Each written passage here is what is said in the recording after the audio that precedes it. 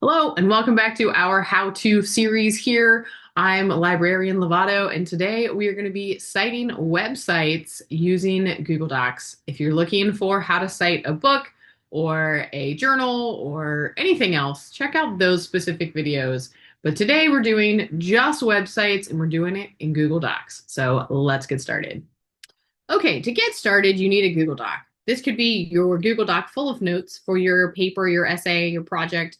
This could be your Google Doc where you're actually typing up your essay, or this could just be your works cited Google Doc, whichever one works best for you. But for full benefits of Google Docs citations, you should probably do this in your actual paper because it's not just a citation bibliography tool or reference page tool, but also a in-text citation tool. But you do whichever one is working best for you. You're going to open up that Google Doc. You're going to go up here to your top menu bar and you're going to click Tools. Go down to the fifth one down where it says Citations, and you're going to click that. On the right-hand side, you'll see that there is this lovely box where you are able to input all of your information. So at the top, you can choose what style you are doing. Is it MLA, APA, or Chicago? These are the three most common. If you're using one that is not one of those three, Google Docs is not going to help you today. So we're going to use APA today, but you could use whichever one you are using for your paper or project. And you're going to click Add Citation Source. We're going to choose a website since that is what we are citing today, accessed by website. Now you're going to put your URL. I am searching Yellowstone. I'm doing a persuasive informational paper project, something on Yellowstone, because why not? So I am at the National Park Service website, which is a reputable website. It's a government website. It even has this official website of the United States government and how you know. So I know it's a good website. So I'm going to go up here and I'm going to grab my link. I can right click it and hit copy. You can also hit Command or Control C, depending on if you are on a Mac or a PC. I'm going to come back to my document and I'm going to paste in my link, which again, I can right click and hit paste, or I can do Command or Control V, and I'm going to do search.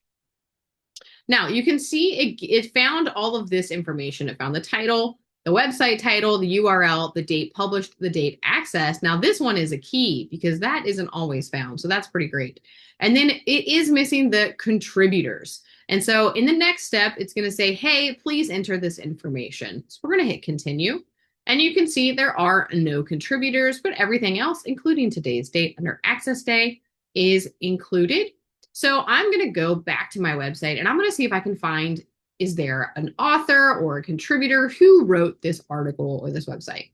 So I'm going to scroll. Generally speaking, our authors are going to be at the top of the article or the bottom of the article. So I'm looking, I don't see one at the top. So I'm going to scroll down. I don't see anywhere where an author would be. I'm kind of skimming what is on here. It does have an updated date, which is great.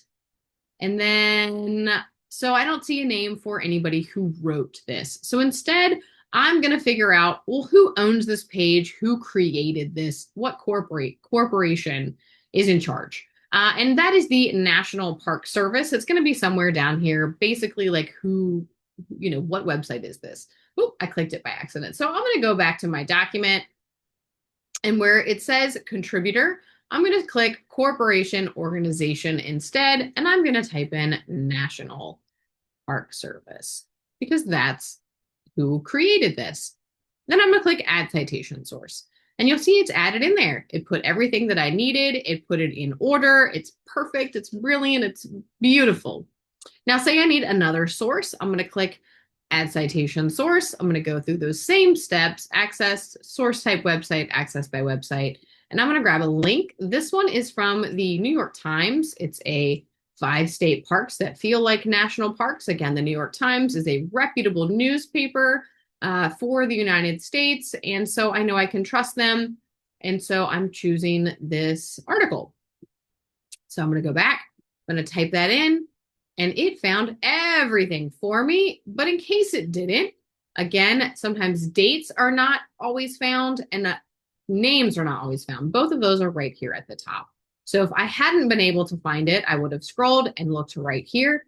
Generally speaking, if it's on there in a easy to find place, Google Docs is going to find it for you. But that doesn't mean it always will. Sometimes it does. It says, nope, I can't find any of this, and you have to manually type it.